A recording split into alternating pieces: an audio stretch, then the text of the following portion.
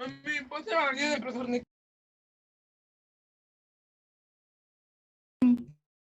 Que Dios, que Tania hace.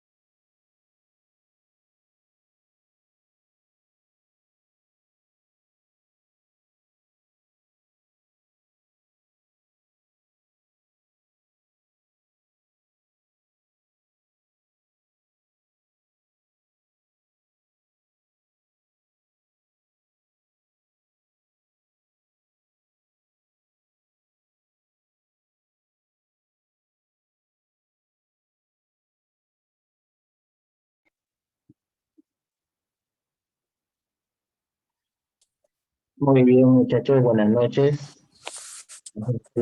Hoy día.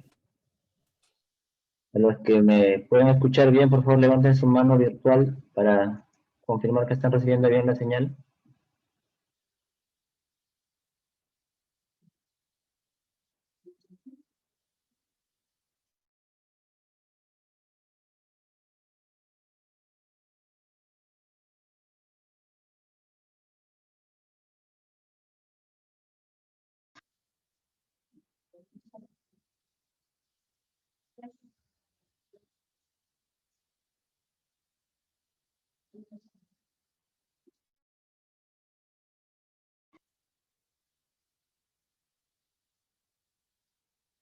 Ok, me dicen que sí están copiando bien.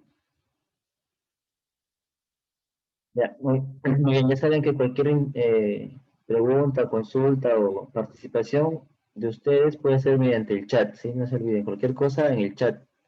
Yo estoy revisando el chat constantemente, cualquier cosa ahí vamos a ver su participación.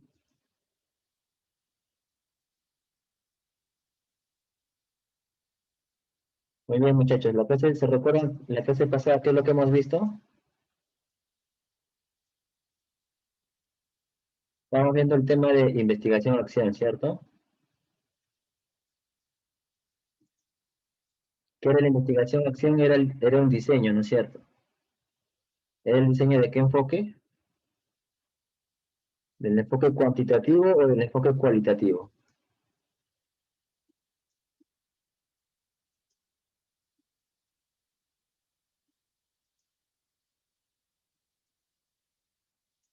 A ver, ¿quién me dice por el chat?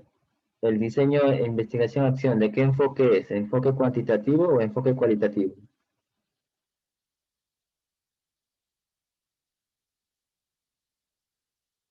Nalia Vázquez, cualitativo, exacto.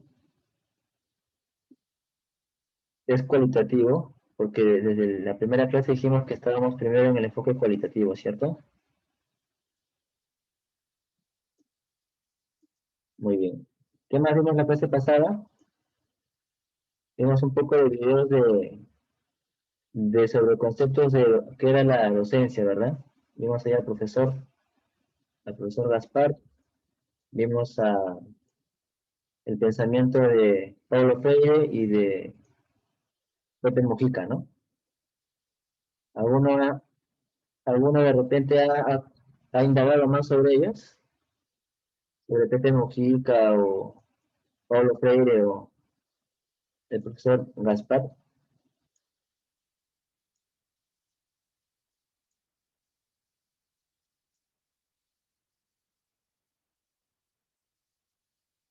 A ver, nadie. Tienen que repasar, muchachos, ¿no? Sobre todo esos temas que eran un paréntesis de nuestro curso, ¿no? Lo que tiene que ver bastante. Al menos se recuerdan quién era Pepe Mujica.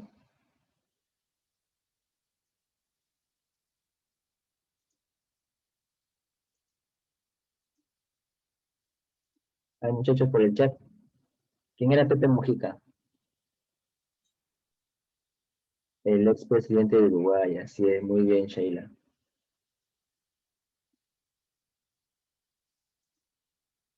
Ahora, acá en el chat veo manos levantadas.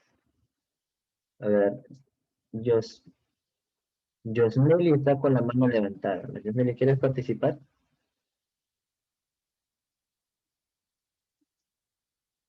A ver, no, no creo que era la primera pregunta que hice si escuchaban bien, ¿no? El expresidente de Uruguay, exacto. Pepe Mujica fue el expresidente de Uruguay, más conocido por su forma de vida humilde que lleva, ¿no? ¿Ya? Y también vimos a Paulo Freire. Paulo Freire, si ustedes recuerdan, era un pedagogo, ¿no es cierto? Un filósofo brasileño.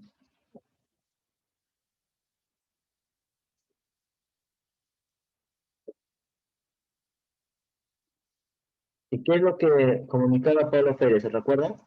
¿Cuál es su obra principal de Paulo Freire? La clase pasada lo vimos.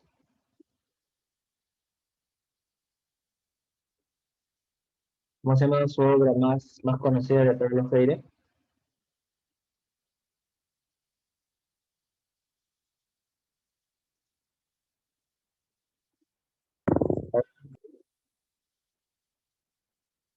La pedagogía de él.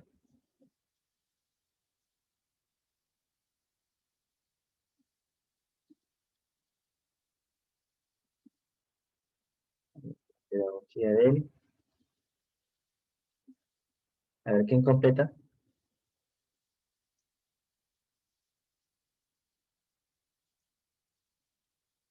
Del oprimido, así es, muy bien, Nalia.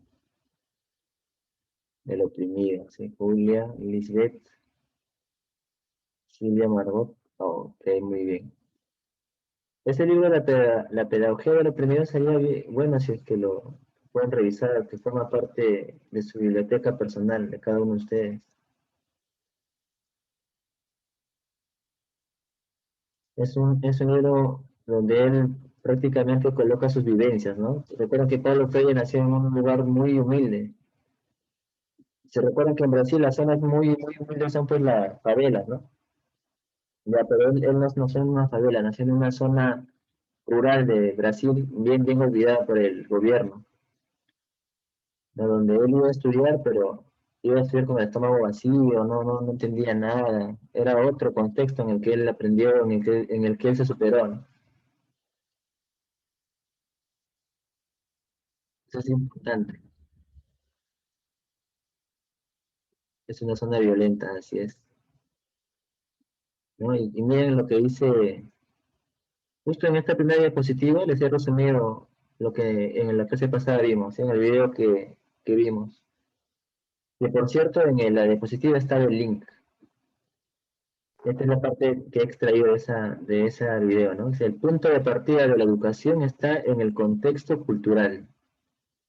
en el contexto cultural, ideológico, político y social de los educandos. No importa que este contexto esté echado a perder. Una de las tareas del educador es rehacer. A ver, parece que se está filtrando un audio. Muchachos, a estas alturas de las clases, ustedes ya saben cuál es la política de desarrollo de las clases, ¿no? Saben que en automático al ingresar su audio debe estar apagado. Sobre todo cuando se incorporan después de las 8:05, ¿verdad? Ya ahí pasamos a un tema ya de, de comportamiento, muchachos. Ustedes son docentes, ¿no? Van a ser docentes. Tienen que dar el ejemplo. Si no saben cómo desactivar el audio, indiquen, ¿no? Un buen chat, profesor, no sé cómo desactivar mi audio.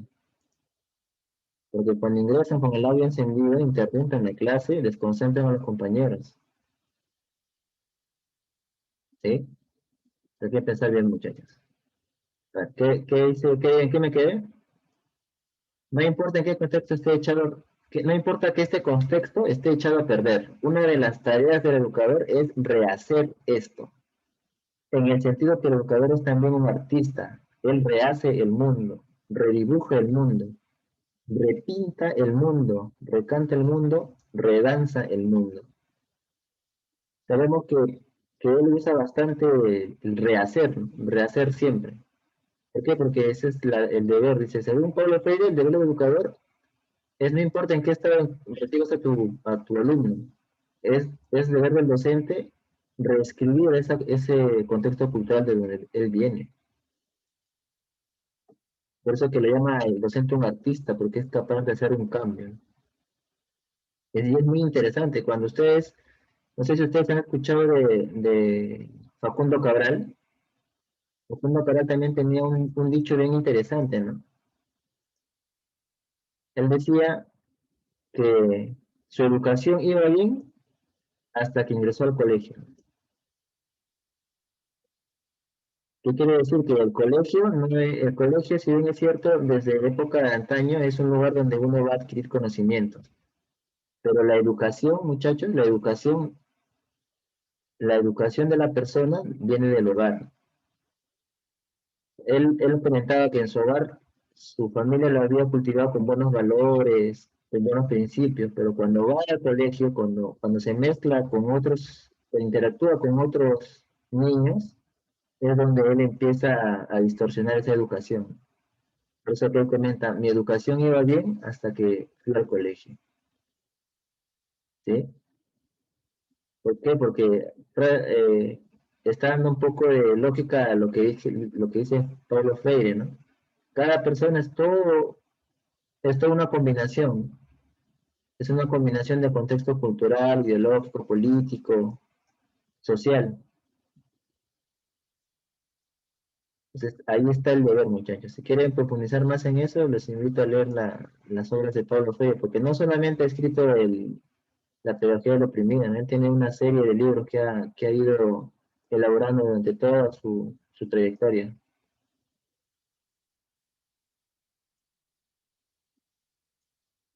¿Y alguno de ustedes ha averiguado más sobre los Global Teacher Prize, muchachos? ¿Ha entrado a la página? ¿Ha curioseado un poco?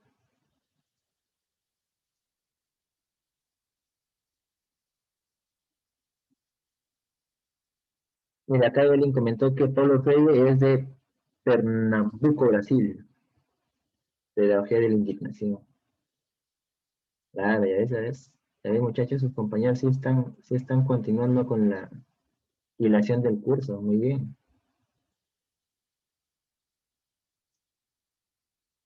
muy bien, muchachos. Bueno, esto de los Global Teacher Prize, muchachos, es para que ustedes lo vean como algo ¿cómo les digo? Como de actualidad cultural, conocimiento general, ¿no? De que ustedes puedan saber. De cada rama, como les comentaba en la clase pasada, así como las ciencias tienen su premio Nobel, ¿Cuál es el premio Nobel de los docentes?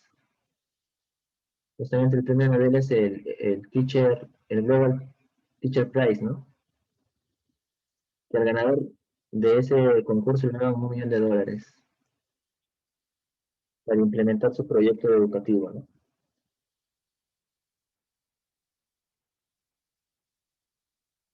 Igual, cuando quieran ver eso, vean la clase anterior o nos preguntan y ahí lo podemos volver a repasar. Bueno, muchachos, vamos a continuar la clase entonces. La clase anterior vimos también las fases de la investigación-acción. ¿Recuerdan que era un bucle? La investigación-acción les dije que era un bucle, ¿verdad? Era un bucle de 4 pasos o de 4 etapas.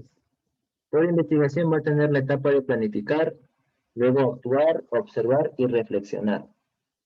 Esas 4 etapas siempre se iban a repetir, ¿sí? Porque era una etapa de constante aprendizaje, de constante conocimiento.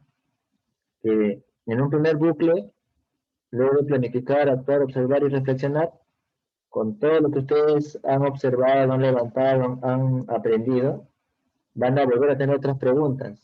Y esas preguntas les va a conllevar a otra vez planificar y otra vez actuar, observar y reflexionar. O sea, por eso es que se le domina bucle, ¿no es cierto? Cuando les comento, yo les digo bucle, ustedes deben de entender que bucle es como un anillo, ¿no? Como un anillo tiene un principio, da un recorrido y llega otra vez al mismo punto. El fin es igual al inicio. Ese es un bucle, ¿no? Un bucle cerrado, un bucle infinito. Igual que, igual que la etapa de las plantas, ¿no? Las plantas nacen, crecen, se reproducen y luego mueren. Y otras están en ese bucle. Es un bucle infinito, ¿no? Nunca termina. En la investigación es igual, hay un bucle, pero ese bucle, como les comentaba, por lo general suelen ser de 2 o 3 bucles, ¿no? Que siempre se hacen una investigación. No vayan a creer que el primer bucle es suficiente, ¿no?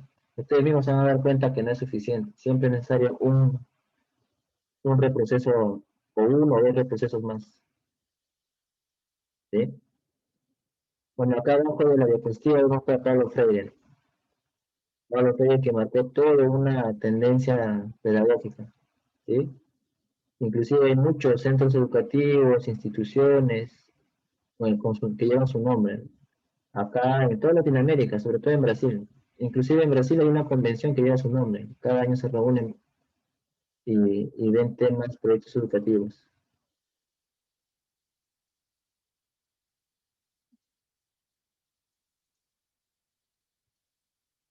A ver, vamos a continuar. Ahora, vamos a continuar con la clase anterior y esta vez lo que nos toca es es recoger la información y la supervisión. La vez pasada nos quedamos en supervisión, que la supervisión, como les comentaba, era la tarea del investigador, que en este caso era la del docente, ¿ven? Que es la que es el quien va a estar controlando cómo se desarrollan las actividades, ¿no?, de su investigación. Ahora, ¿cómo se recoge información? Creo que hay 3 maneras universales para recoger información, sea cual sea la rama de estudio. Aquí está, ¿no? Escuchar, observar y descubrir lo que pasó. Esas son las 3 maneras de recoger información. Escuchando, observando y viendo qué es lo que ha pasado. Porque son 3 actividades eh, bien fáciles de comprender, de aprender. Y vamos a ver acá, uno de cada uno. A ver, muchachos, su audio. A ver, observar los efectos de su acción en otros y puede solicitar a otros que observen su acción. ¿Ya? Eh, Como les comentaba, todo nace de la observación, ¿no, muchachos? Cuando ustedes van a plantear una tesis, primero observan, nace la idea, hacen el planteamiento del problema. Pero cuando hacen la ejecución de su investigación, tienen que igual continuar con la observación. Y a veces no es suficiente con el criterio que ustedes tienen, porque la observación, muchachos, depende del ojo de quien mira. Y como les comentaba, si tenemos un problema en el salón y viene el profesor de educación física, por ejemplo, él ve el problema con otro enfoque, ¿no? O el director también lo va a ver con otro enfoque, ustedes lo van a ver con otro enfoque. Y ese enfoque va a depender de la experiencia que ustedes tengan. Por ejemplo, si ustedes se vuelven expertos ¿qué puede ser? En dinámicas de grupo, de niños de 3 a 5 años, se vuelven expertos en dinámicas. Y hay otro profesor que se vuelve expertos en problemas lógico-matemáticos. Cuando hay un problema de aprendizaje o un problema de comportamiento en el aula, cada uno va a plantear su solución diferente, ¿no? Va a plantear, el que es experto en lógico-matemático va a plantear pues problemas dinámicas de lógica matemático, ¿no? Números, figuras, etcétera. O sea, cada uno de ustedes domina algo, ¿sí? Hay un tema en específico que ustedes dominan, porque les gusta, porque les parece interesante, porque de repente desde muy niños, desde que eran estudiantes en el colegio o ahora, les interesa y profundizan en ese tema. Debe haber un tema en específico que ustedes dominan más que otros. No se puede, o sea, y no necesariamente tiene que ser un tema académico, ¿no? Puede ser un tema del distrito donde viven, de repente conocen las calles de todo el distrito, o en su familia conocen a todos sus familiares, o también puede ser académico, de repente saben bastante teorías pedagógicas, saben bastante matemática, bastante física, saben de repente bastante temas de deporte, temas de política, pero siempre hay un tema que ustedes dominan más, siempre, siempre, o sea, no es que tampoco dominen todo, pero hay un tema que ustedes más dominan. Acá Catherine Stephen dice comedias, claro, comedias, películas, libros. Hay un tema que ustedes dominan más, música. Entonces la investigación es muy vinculada a lo que les gusta, ¿no? Si a ustedes les gusta la música, entonces en su investigación pueden tomar un tema de las danzas folclóricas, cómo influyen las danzas folclóricas en el comportamiento de los niños de 5 años, ¿no? Imagínense que a ustedes les gusta bastante música o les gusta danzar, hasta de repente son profesores de danza. Y cuando entran a ejercer como docentes y ven pues que sus alumnos son muy inquietos, no respetan las normas de convivencia, no saludan, entre ellos tienen conflictos. Como ustedes saben danza, van a llevar una investigación de repente en esa línea, ¿no? De repente van a hacer sesiones de bailes donde tienen que coordinar pasos, tienen que hacerle el saludo, tienen que primero bailar las mujeres, luego los hombres, de forma coordinada, y ven que y ven, y ven que esos comportamientos o esas actividades que hacen en la danza van a contribuir a que los niños fortalezcan su forma de comportarse, ¿no? Entonces, por lo general así es la investigación, ¿no? El investigador siempre coge un tema de que más domina. Y si no dominara bien, por eso es que está en la primera parte, observar. Si nunca piensen que con su observación es suficiente, ¿no? Siempre soliciten a otros observar. Por eso que acá en la primera línea indica, ¿no? Observar los efectos de su acción en otros y puede solicitar a otros que observen su acción. Es importante, muchachos, siempre pedir la opinión de un tercero, de un colega, del director, de un padre de familia, de un auxiliar. Siempre van a tener algo que aportar. Siempre, siempre. O bien van a reforzar su hipótesis, o bien lo van a aclarar. Nunca está de más una observación de un tercero. Una observación de un tercero, por ejemplo, a nivel empresarial, ¿cómo se llama? Se llama juicio experto, ¿no? Cuando en una empresa, por ejemplo, una empresa que se dedica a hacer, no sé, que se dedica a hacer televisores, quiere hacer radios, tiene que llamar a un experto que hace radios, ¿no? Para que les dé sus consejos, para que les diga qué actividades tienen que hacer, cómo deben agruparse, cómo deben ordenarse. Igual es en una investigación. Cuando ustedes hagan su investigación van a conocer profesores que ya han investigado temas parecidos, que ya han pasado todas las etapas de la investigación y ustedes tienen que apoyarse en ellos para que su investigación sea más efectiva. Y aparte que también les acorta un plazo enorme, ¿no? A ustedes, porque el criterio que se adquiere es un criterio, pues, un experto de 20 años con un consejo de media hora te ahorra un montón de tiempo, un montón.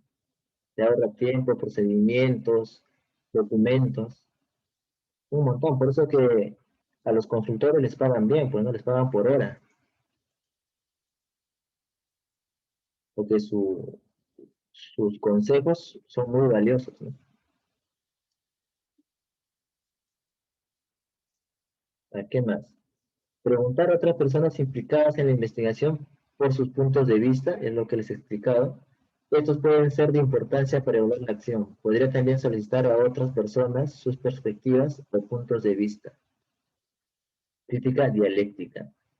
Analizar todo tipo de material de referencia es particularmente interesante. El análisis puede incluir grabaciones de audio, video, fotografías, trabajos de alumnos, pruebas, exámenes, registros escritos y todo tipo de información. Así de muchachos. Nunca subestimen la opinión de una persona, ¿no? Siempre una persona va a tener algo que comentar, algo que decir. Como un monólogo que se llama Desiderata. No sé si han escuchado, lo voy a colocar aquí en el chat, ¿ya? Los que no hayan escuchado, en su tiempo libre, lo escuchen. Ponen en YouTube Desiderata.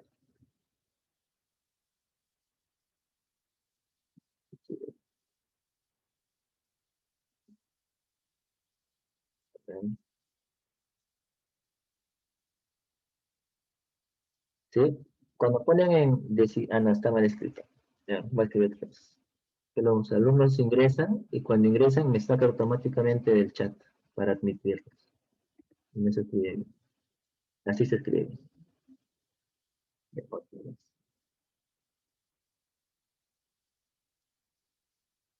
Así. El tercero es el válido, muchachos. Desiderata. ¿Han escuchado de esa canción o no? Es un monólogo.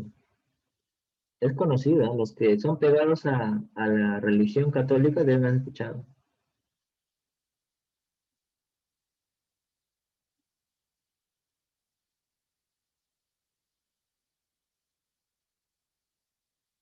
Búsquenla en YouTube, Desiderata, como canción. Es bien motivante. Ujú.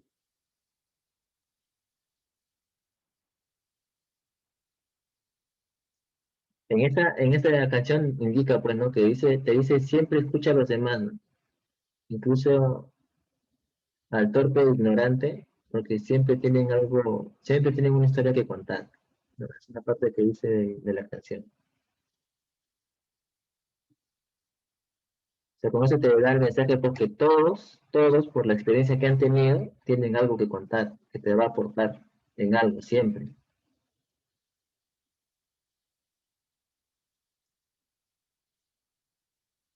Entonces, acá en las figuras, a ver qué hemos puesto, la escuchar, ¿no? Tienen que escuchar,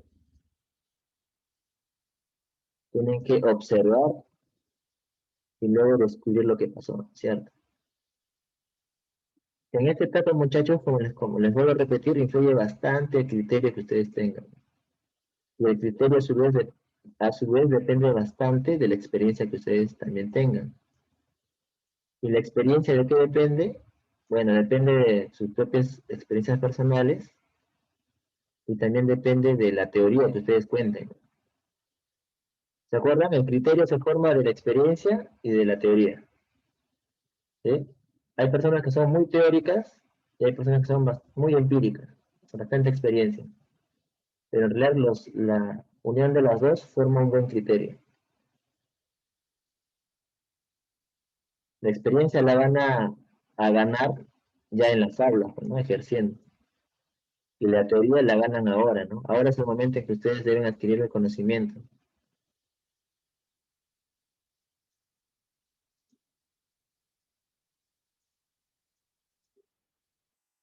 A ver, luego vienen las evidencias. ¿Cómo obtenemos las evidencias, muchachos?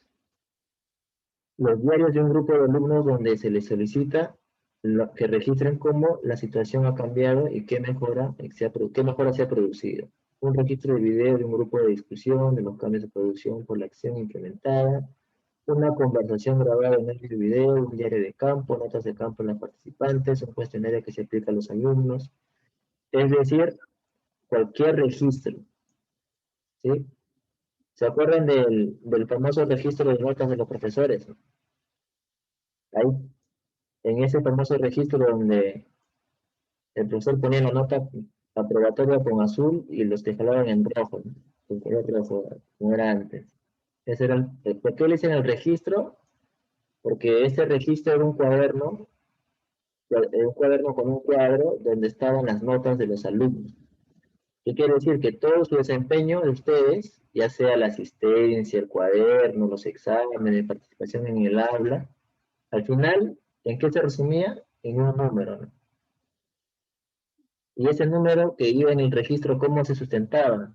¿Cómo era un número que el profesor no se inventaba? Ah, porque cuando te revisaba cuaderno ponía una firma, ¿no? Se ponía un sello, una firma con tu nota. Cuando daban exámenes, el examen era una hoja con varias preguntas, y las buenas te ponía un check, las malas una X y te ponía una nota al final. Tu asistencia, en tu cuaderno de control estaba tu asistencia. O sea, esa nota que estaba en el registro tenía un sustento en otros documentos. Hemos dicho cuaderno de control, exámenes, cuaderno. De la misma manera acá, cuando ustedes hacen una investigación, esa investigación debe tener una evidencia. ¿No? Como dice acá, ¿cómo obtener evidencia? Debe tener un sustento, para que más adelante no cuestionen la veracidad de su información. No van a decir, no, eso se ha inventado el profesor por hacer su tesis. O cuando hacen encuestas, ¿no? Cuando ustedes, por ejemplo, les deciden, imagínense que ustedes están en el partido, no sé, de Pedro Castillo. Les dicen, vamos a hacer una encuesta. Y a cada uno le dan 50 encuestas. Y ustedes ven que les toca un barrio que es para subir, ¿no? Como una subida. Y si a alguno les da pereza, ¿qué van a hacer? No, yo voy a inventar nombres y voy a llenar al azar, ¿no? Total, nadie se va a dar cuenta, ¿no? Entonces, ¿cómo evitan eso? Con las firmas, el número de DNI y la firma de la persona que están encuestando.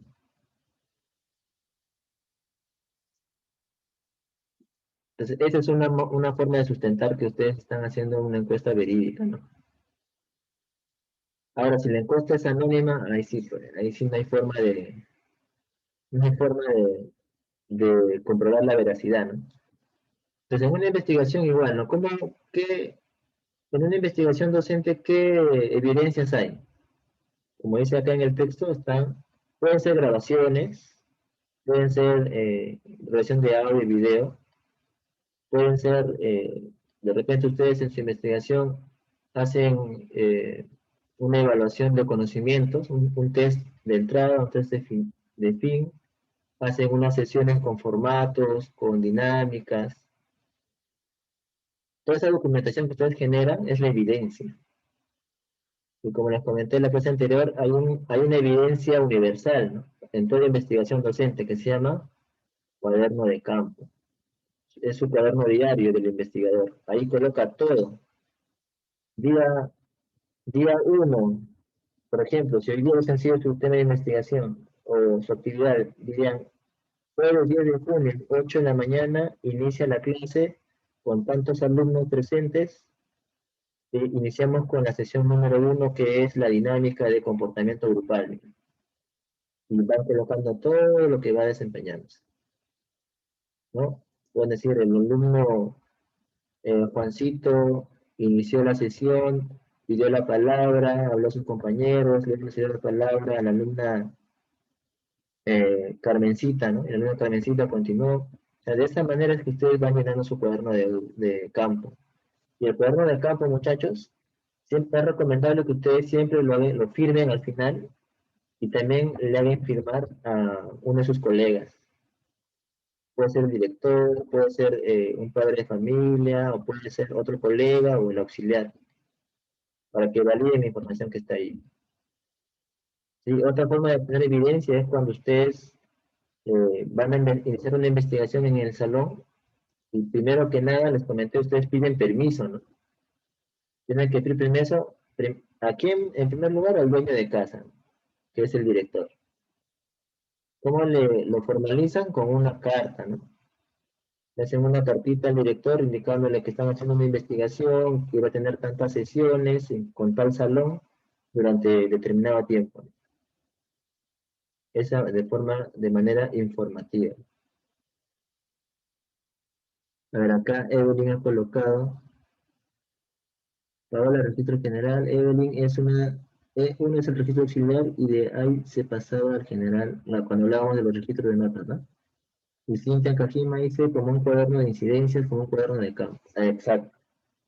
Ese es el cuaderno de campo, donde ustedes colocan el detalle pormenorizado de las actividades que hacen en su investigación. Y ese va a ser el sustento principal de su investigación, sea cual sea su investigación.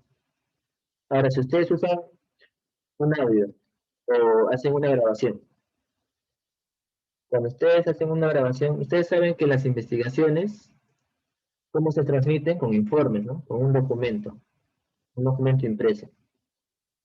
Un audio, ¿cómo lo vas a apuntar ahí? No se puede, ¿no? Cuando tú lees, no puedes escuchar el audio o ver el video. ¿Cómo se hace ahí? Tienen que hacer la famosa transcripción del video o del audio. ¿Sí? ¿Cómo transcriben el video, profesor? Bueno, imagínense que en ese video ha participado el profesor y ha entrevistado a un alumno. Van a poner ahí. Primero ponen profesor, dos puntos. Le preguntó al alumno, ¿cómo te llamas? La siguiente línea sería, alumno Juan, dos puntos. Respondió, me llamo Juan. O sea, toda la conversación la tiene que transcribir. Y esa transcripción la adjuntan como evidencia de la investigación. Así se hacen los sustentos cuando son videos o son audios. Porque si no, no hay otra manera.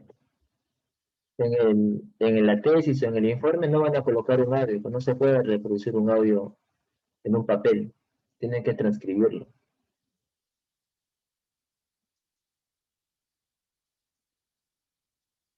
A ver, ¿qué más, muchachos?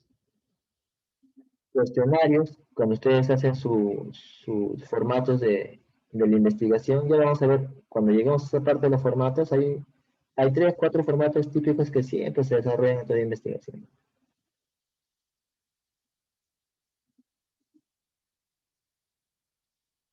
Y luego viene la reflexión.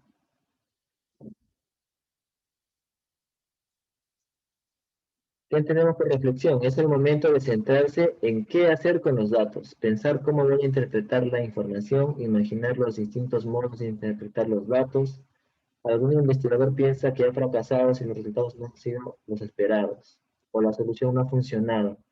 Esto no es así. Es importante distinguir entre la acción que no siempre logra sus propósitos y la investigación-acción que se puede demostrar el significado de una práctica para que otros puedan aprender de ella. Estamos buscando nuevos modos de trabajar. Algunos funcionan mejor que otros. No siempre acertamos o lo conseguimos a la primera. Bueno, eso es un hecho, mis muchachos. En la vida hay pocas cosas que se hacen a la primera. ¿Sí?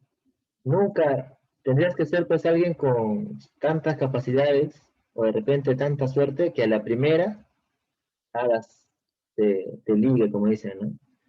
Pero cuando somos realistas, muchachos, en la vida siempre hay que intentar más de una vez. Y la investigación no está ajena a eso. A la primera que ustedes hacen, el primer bucle, no les es bien difícil que con un solo bucle les salga el resultado. Siempre tienen que hacer un segundo, un tercer bucle. Por eso que esa es la etapa conocida como la etapa de reproceso, ¿no? Como esta etapa en la primera diapositiva, las cuatro fases del proceso de investigación-acción. planificar, actuar, observar y reflexionar siempre se va a repetir por lo mínimo 2 o 3 veces.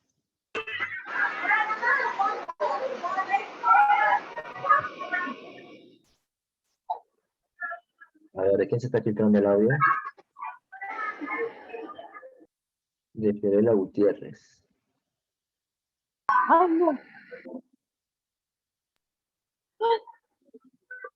De malo. Ya, ahora sí.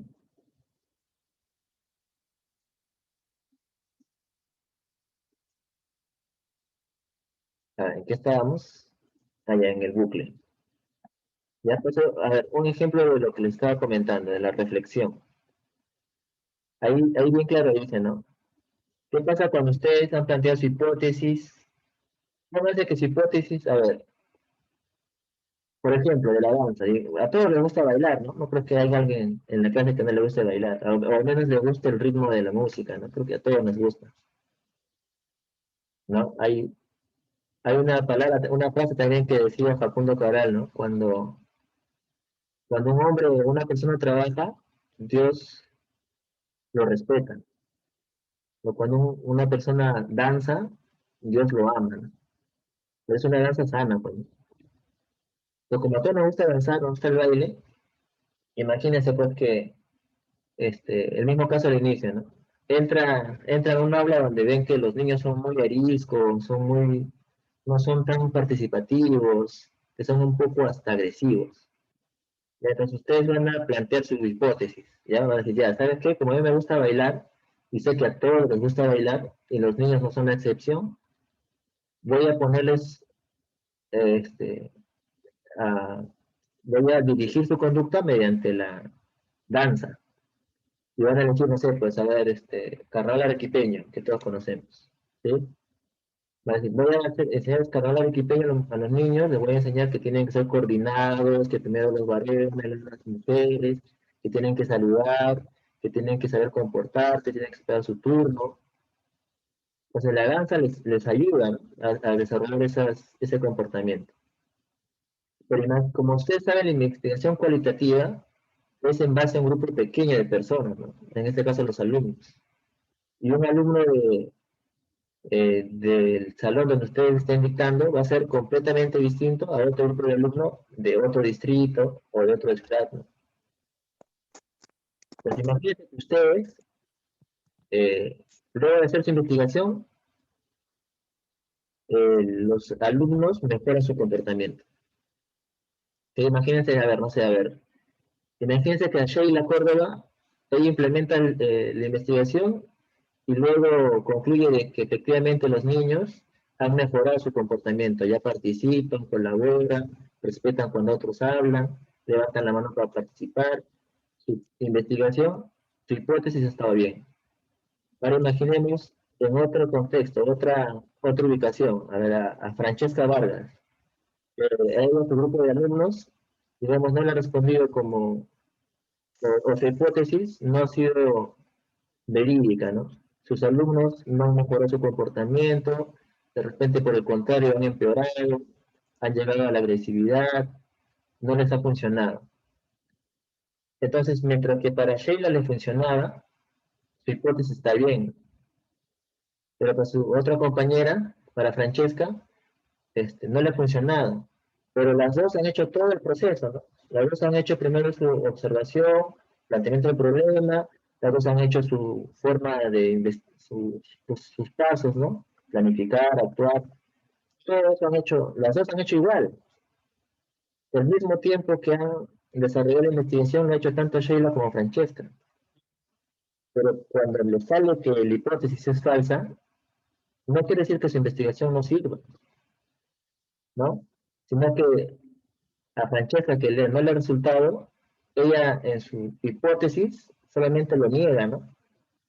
Mientras que Sheila va a colocar el mejoramiento de la conducta al implementar la danza folclórica en los niños de 3 años, Francesca va a poner cómo no influye la música folclórica en el comportamiento de los niños de 3 años. Y su investigación va a ser válida, porque sigue todo el ciclo, ¿sí? Por eso, ese es, digamos, el truco, el gran truco de la investigación, ¿no? Cuando la hipótesis no se cumple, simplemente niegas el título de la investigación y ya es válido. ¿No? Pero a veces los investigadores principiantes o los que están iniciando y no saben eso, cuando ven que no funciona, como que ya descartan su investigación y van a hacer otra. Y no siempre se cumple eso, pues, muchachos. Ya por eso que esta parte de acá en la reflexión es importante. Ya cuando dice la solución no ha funcionado, esto no es así. La solución no ha funcionado, la hipótesis no ha funcionado, pero la investigación es veraz, ¿no? Mientras cumpla con todos los pasos que hemos comentado, esa investigación es válida, sirve,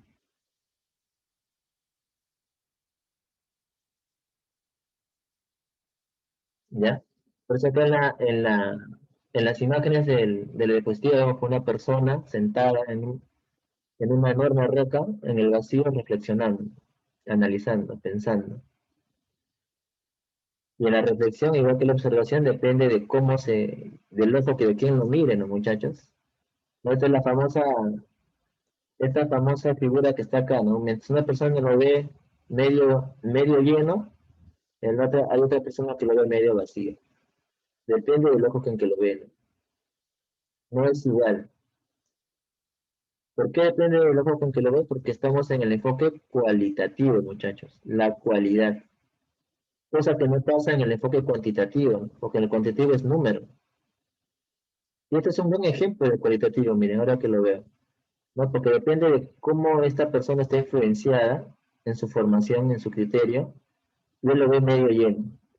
Hay otra persona que tiene otra formación, lo ve medio vacío, porque está en el mundo cualitativo. Si viniera una persona del universo cuantitativo, miraría el vaso y ¿qué diría? Ese vaso tiene, si este vaso es de 1 litro, viene una persona del mundo cuantitativo y diría, este vaso tiene medio litro, y se va. Porque a él no le interesa saber si está medio lleno o medio vacío, a él solo le interesa la cantidad. Ha visto que hay medio litro, se retira, porque él es del mundo cuantitativo, a él solo le interesan los números. No, es un bonito ejemplo esto, no lo había percibido. Ahora para el siguiente primer ciclo voy a sacar de acá ese ejemplo cuantitativo y cualitativo. ¿Sí?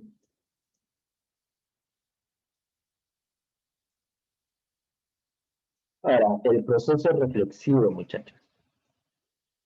Vamos a entrar en más detalle del proceso reflexivo.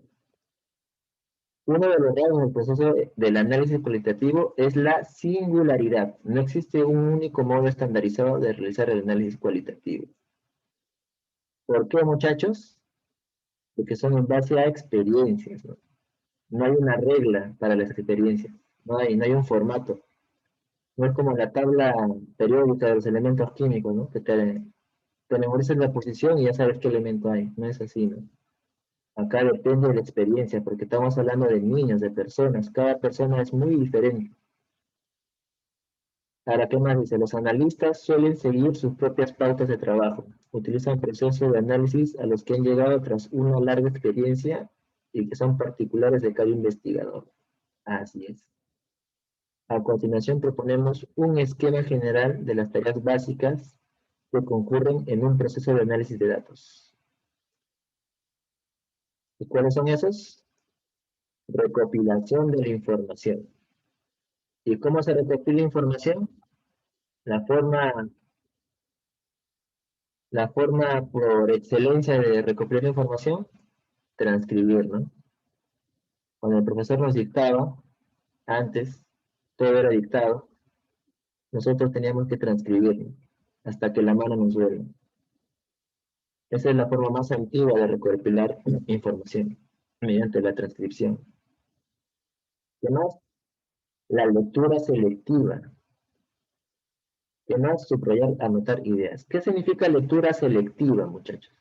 ¿Qué entienden por lectura selectiva? A ver, si yo les digo, muchachos, si tenemos su tema de investigación es las danzas folclóricas en la educación inicial. ¿Qué lectura van a buscar ustedes? ¿Van a buscar lectura de cómo jugar ajedrez? Van a buscar lectura de cómo fabricar televisores o van a buscar lectura de las danzas típicas del Perú. Claro, como dice Gidi, ¿no? Buscamos información relacionada al tema que estamos buscando. Por eso que es selectiva, selecciona.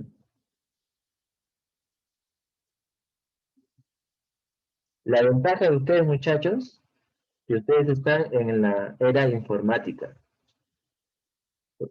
¿Y por qué es ventaja, profesor? Porque ahorita mismo, mientras escuchan la clase, ustedes abren una página de su navegador y pueden buscar lo que quieran, lo que ustedes les venga en gana, ¿no? Esa información está a su alcance. La quieran o no la quieran, está en el internet.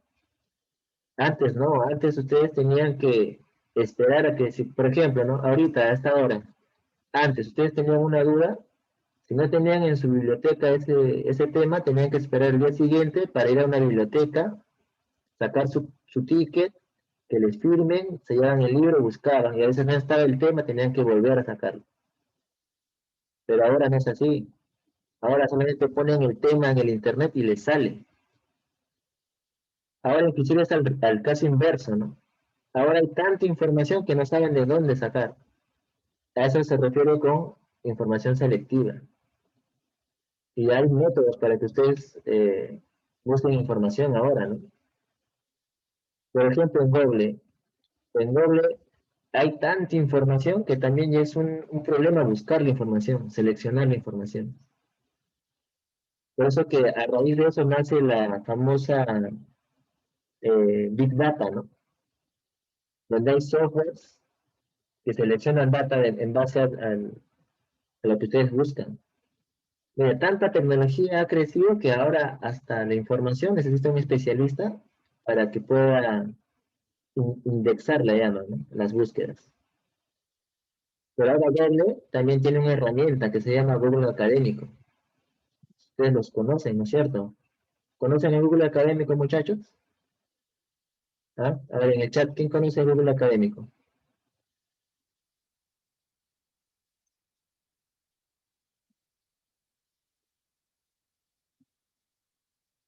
A ver, muchachos, los que conozcan Google Académico en el chat ponen que sí conocen, o los que no, no conocen, ¿no? Y es importante, muchachos. Les ahorra bastante tiempo. Ya miren, vamos a ver, les voy a mostrar, es rápido, les voy a mostrar cómo se busca en el Google Académico, ¿ya? Ya. También en mi pantalla del navegador, ¿no es cierto? El Google Chrome. Ustedes también deben usar Google Chrome, ¿no? Es Google Chrome, desde que lo conocí en el 2008, no lo he dejado de usar porque es un buen navegador, bien intuitivo. Ya, van a ver una página de internet cualquiera, ya en blanco. Y van a poner, ya sea en la barra de direcciones o acá en la barra de búsqueda, van a poner Google Académico. Le dan enter y el primerito, ¿qué dice? Google Académico. Le dan clic ahí y ya está. Ya entraron en el buscador académico de Google. Es como un Google, pero solamente va a buscar información académica. Por ejemplo, danzas folclóricas. ¿Y qué le sale? Le sale un PDF, la fiesta de carnaval postcolonial en Oruro, clase, etnicidad, nacionalismo, etc. O sea, la información que le sale acá es de tema académico, muchachos. Acá ya no se filtra temas sociales, parándulas, eso no sé. Acá nada, ya está filtrado, ¿sí? Por ejemplo, esta, mira, danza folclórica y popular en la educación común y obligatoria. Danza folclórica es una forma de aprender y educar desde la perspectiva sociocultural. Sí, esa es una buena herramienta cuando van a hacer búsquedas académicas, muchachos. Ya no usan el Google normal, porque le va a decir otra cosa, ¿no? Vamos a ver en un Google normal, ¿qué sale cuando pongo danza folclórica? ¿No? ¿A qué sale en un Google normal? Me sale Wikipedia, conceptos, videos, Escuela Nacional Superior de Folclore, repositorio de la UPTC, esta es una de Colombia,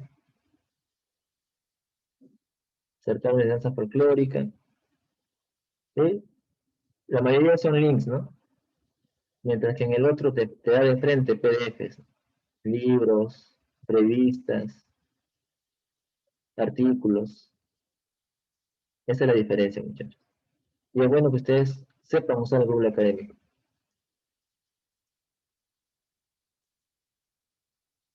A ver, otro truco, ya que estamos acá en el Google.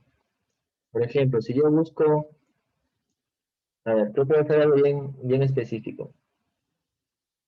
A ver, yo pongo la educación inicial en el Perú, a ver, en el Perú. A ver, ¿qué me sale? Aprende a pegar el mercado, educación inicial en el Perú. Salió un exactito, lo busqué. Una medida histórica, estudio de educación inicial, UMC. Ahora, miren, ¿cuántos resultados ha habido? 31 millones 100.000 resultados. ¿Para qué pasa? Pero yo no voy a estar buscando todos esos 31 millones, ¿no? Mira, este es un truco que lo planteé hace años. Le pones entre comillas, ¿no? Y le das enter. Mira, ahora ¿cuánto es el resultado? 60.000. De 31 millones bajó a 60.000. Y el resultado tiene, cuando usted le pone las comillas, están diciendo a la doble que solo busquen las coincidencias exactas, lo que está dentro de las comillas. Quiere decir que en los resultados voy a encontrar siempre esta palabra, la educación inicial en el Perú. La educación inicial en el Perú, la educación inicial en el Perú, la educación inicial, ¿ves? ¿Ven? Eso también les ayuda bastante a fijar su búsqueda, muchachos. Ya los que no sabían, son unos buenos tips. Ya vamos a ver en esta presentación. Ya, entonces, esa es la forma en que ustedes van a hacer su búsqueda selectiva, muchachos.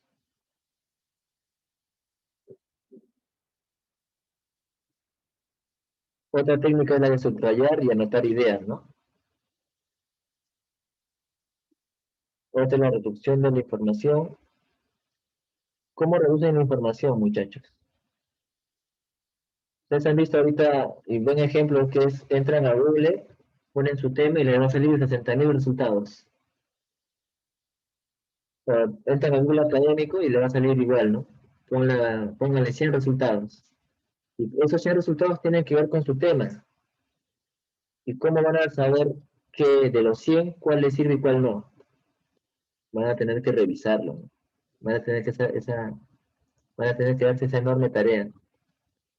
Pero la mayoría de los libros serios, los libros, las tesis de investigación, ¿qué tienen, muchachos? Al principio tienen su resumen, ¿no? Ustedes han visto toda tesis, tiene una hoja que se llama resumen. ¿Para qué ponen el resumen, muchachos? Justamente cuando hay investigadores, no van a leerse toda la tesis para ver si les sirve o no, ¿no? Imagínense, ya sería toda una vida, ¿no? Para eso tienen el resumen, que es una hoja. Leen el resumen. Si no está lo que buscan, pasan a otro libro. Por eso es la hoja de resumen. Y muchas veces la gente no lee la hoja de resumen. O a veces van de frente al índice y el índice se saltan al tema que quieren, ¿no? Pero más rápido es ver el resumen. Prólogo también, claro, en el prólogo también está, pero la mayoría de las tesis de investigación tiene sí o sí resumen. Y en cambio el prólogo es más parte de un libro, ¿no? Pero todo el libro, tesis, lo que fuese, papers, los papers, todos tienen resumen. Inclusive tienen el resumen en español y el resumen en inglés. ¿Y por qué tienen el resumen en inglés? ¿Por qué creen?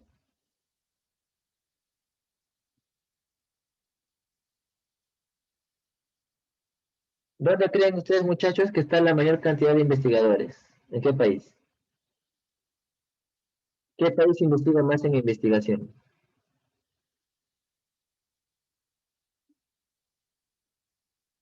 En el extranjero. En el extranjero estamos hablando, pues, ¿no? Sudamérica, Europa, América, China, Estados Unidos, muchachos.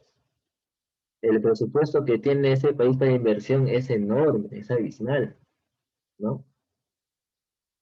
Y como ustedes saben, muchachos, como Estados Unidos es el que siempre ha estado dando la hora en temas de investigación y desarrollo, su lenguaje y su moneda es internacional.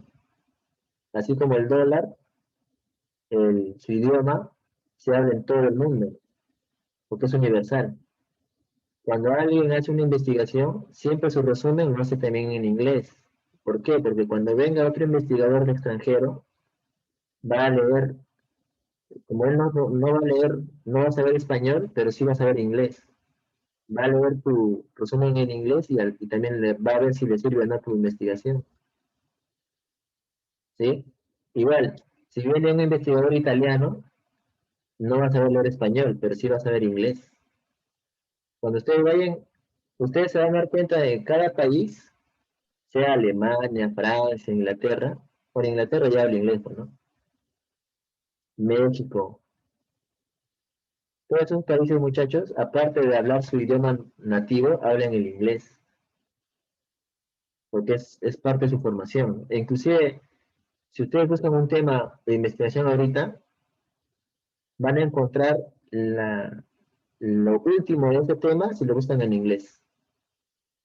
O sea, ustedes ponen el Google Traductor, traducen su tema y lo buscan en inglés en Google, la información que les sale va a ser más reciente que la que tienen en español, porque en ese idioma se generan las últimas investigaciones. En Japón, investigación de la vacuna para el COVID, claro. Por eso es importante, muchachos, el resumen es una herramienta muy importante para hacer el tema de producción de la información.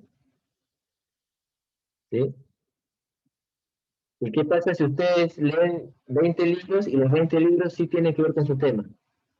Entonces ahí ya entra la siguiente etapa que es la de codificar y categorizar. Porque de los 20 libros siempre va a haber uno que tiene más información con su tema que otro. Un libro más importante que otro, mejor dicho.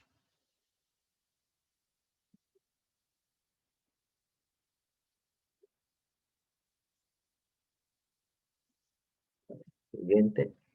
Luego viene la disposición, representación de la información.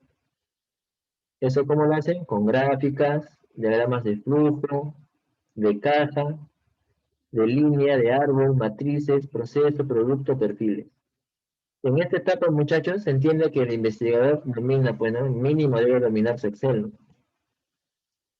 Aquí puso acá Jenny, pero hay países que hablan francés, como en Suiza, Haití, Bélgica, y otros países como habla hispana. Claro, pero lo que les comentaba es que todos esos países, Francia, Suiza, tienen el inglés como segundo idioma, ¿sí?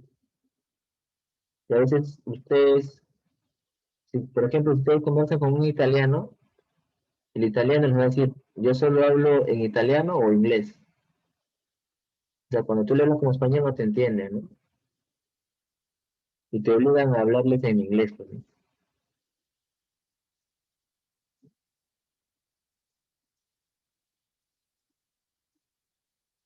Y entonces, muchachos, les decía, por ejemplo, para analizar la data, tienen que saber mínimo Excel, muchachos.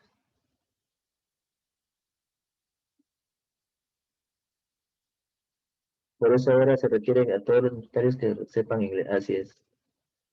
Todos deben saber inglés, muchachos.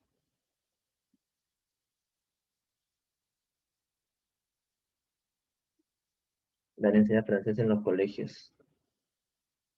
Ah, eso no sabía. Mary López ahora en el Perú se enseña francés en los colegios. Creo que hay colegios que sí enseñan, pero son colegios particulares. Entonces, como les comentaba, muchachos, en el tema de disposición y representación de la información, ¿cómo lo van a manejar en el caso de ustedes? A ver, ¿ustedes cómo van con su Excel? ¿Qué nivel de Excel tienen? ¿Básico, intermedio, avanzado? Esa cocina que tenías a precio. A ver, otra vez el audio se está intentando.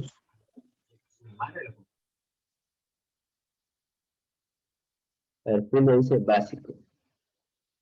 Acá hay un participante con número 0677879. Yo básico. Entonces, ¿qué tienen que hacer, muchachos? Tienen que reforzarlo. Básico, básico, básico, básico, básico. Este muchacho tiene que, no sé si, creo que ustedes, no sé si tenía que consultarle con su, tenía que consultarle con su, con, con la profesora Yomara, a ver si es que dentro de su currículo les enseña informática. Porque es muy importante, muchachos. Un docente, no solo por el tema de investigación, ¿ya? Sino que también el control, ¿no? El cómo llevan su control. Por ejemplo, ahora los registros también son por el tema de trabajo en casa, o perdón, aprende en casa, todo es por digital, ¿no? Y para cómo llevarías un registro en Excel digital si estás en nivel básico, ¿no? O sea, ya se dan cuenta que la laptop, la computadora es vital, que ya no usas el lapicero, la computadora es el lapicero, ¿no? Y hay que entender que eso es ya necesario para el docente. Un docente que no sabe manejar la computadora va a tener limitaciones, ¿no? Y ahora que están en formación como docentes, muchachos, les invito a que ustedes practiquen su Excel.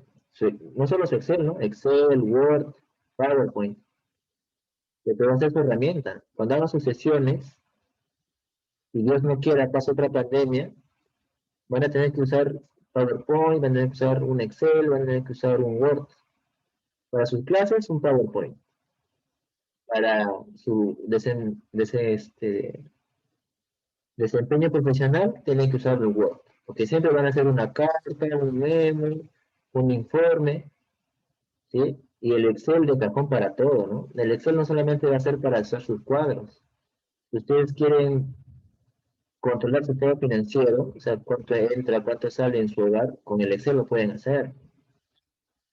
Si ustedes quieren llevar un registro completo de sus alumnos, quieren ver, no sé, pues, curvas de aprendizaje, desempeño, indicador de notas, con el Excel lo pueden hacer.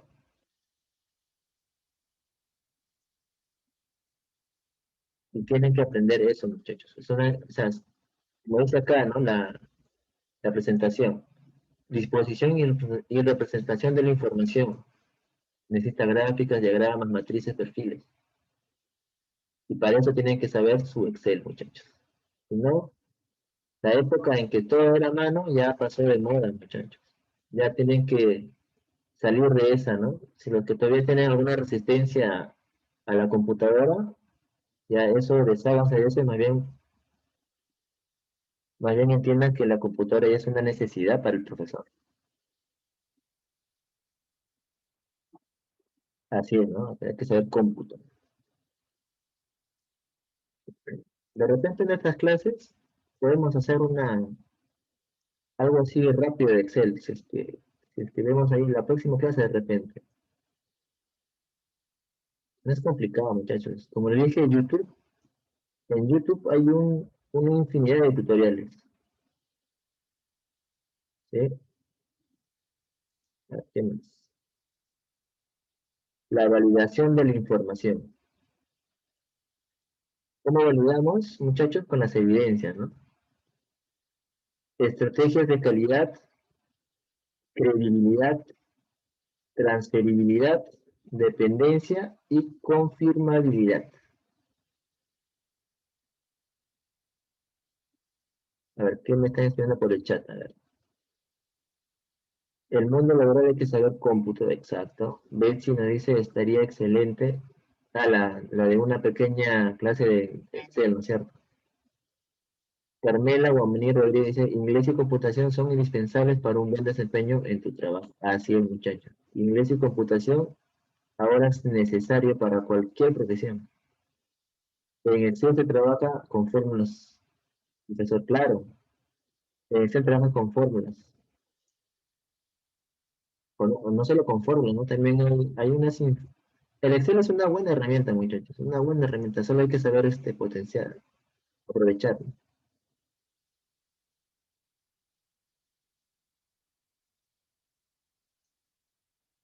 A ver, validación. Bueno, la mejor validación de su investigación, como les he dicho, muchachos, es con la evidencia, ¿no? Con los cuadernos de campo firmados, con las cartas de informe al director, al profesor, ¿no? Sobre todo firmados, ¿no? Acá hay una palabra que dice credibilidad. ¿Cómo hace la credibilidad? Con la firma, ¿no? Con la firma de sus colegas o asesores involucrados. No es con el cargo, el famoso cargo, ¿no? Es un cargo cuando ustedes, por ejemplo, si ustedes, imagínense que su recibo de luz les ha llegado este mes de 1000 soles. Pues ustedes, ¿qué hacen? Van con su recibo al del NOR, ¿no? ¿Sabes qué? Me ha llegado mucho. Quiero presentar un reclamo. Perdón, a Sedatal. Quiero presentar un reclamo. Ingresan su reclamo y se van nomás. No, no. Ingresan su reclamo y le tienen que poner un sello, ¿no? Un sello de un cargo de que le han recibido su reclamo ese día y a esa hora. ¿Por qué? Porque para atender su reclamo hay 7 días para que le respondan, ¿no es cierto? ¿Cómo ustedes hacen siguiente ese reclamo? Con ese cargo. Y idéntico es acá la investigación. Cuando hacen firmar a un colega, ese es el cargo de que ese colega ha avalado el contenido de ese documento.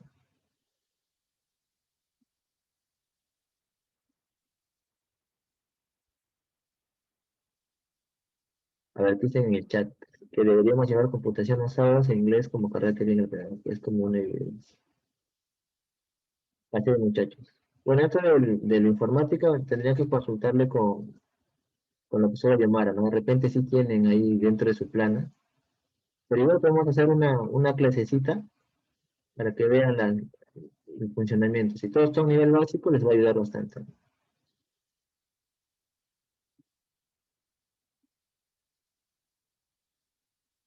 A la recopilación de la información. A ver, ¿cómo recogen información, muchachos? Como ya han visto, es leyendo documentos, revisando información. Acá dice Mary López, sí, profesor en su clase. Ah, ya lo del Excel, sí, está bien. Sí, muchachos, si están, hacemos una clase, programamos la próxima o la que sigue y hacemos un pequeño video tutorial de su Excel. Reducción de la información también ya la hemos visto. Disposición y presentación de la información. Ya, esta parte es la etapa en donde ustedes van a elaborar el informe, ¿no?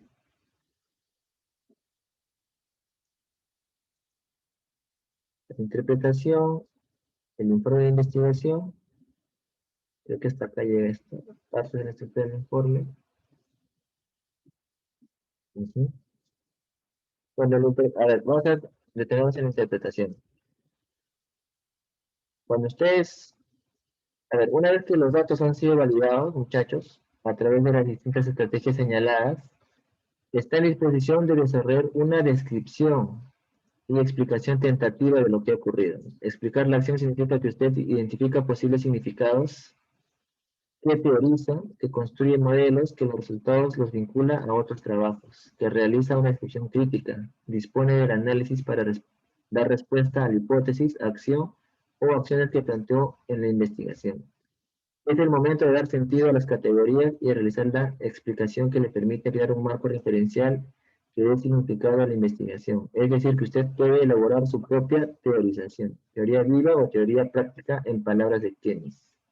La teorización elaborada en esta fase interpretativa permite al docente investigador dar respuesta a sus observaciones particulares, a sus acciones y, en definitiva, a su práctica educativa.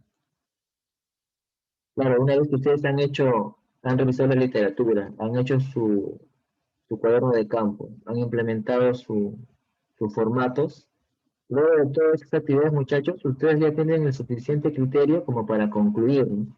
Cuando concluyen ya lo hacen con base a su teoría y a su experiencia de esa investigación, ¿no? Por eso es que acá es importante, o sea, ustedes ven que toda la investigación tiene una etapa de conclusiones, ¿no? Y esa conclusión es dónde va, siempre va al final. Una conclusión nunca va al inicio, sería ilógico. ¿Y por qué va al final? Porque la conclusión resume todo. Si ustedes han hecho una investigación de 200 páginas, esas 200 páginas, solo 2 páginas es la conclusión, ¿no? Entonces, ¿qué quiere decir? Que la conclusión viene después de hacer todo el análisis, muchachos. Entonces es una conclusión válida, ¿no? Porque está fundamentada en la teoría, en la práctica, en las sesiones que ustedes han desarrollado, en el análisis de esa información. Y por eso que la interpretación ya es parte, eh, es una parte de la investigación, pero basada en todo el proceso que ustedes han desarrollado. Ya no es una interpretación en base a su opinión, a lo que ustedes creen, ¿no? Es una interpretación basada en, como dice, en ciencia y evidencia, ¿no?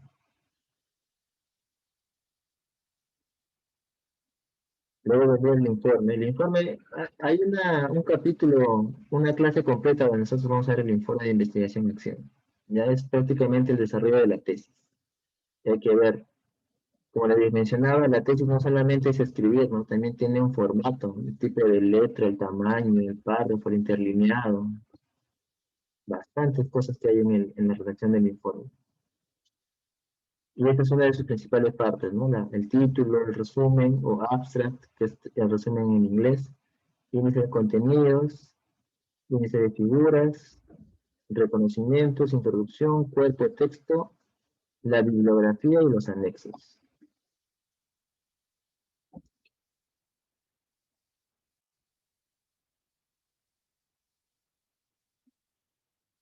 Muy bien, muchachos. Esa es la clase, eso es lo de hoy.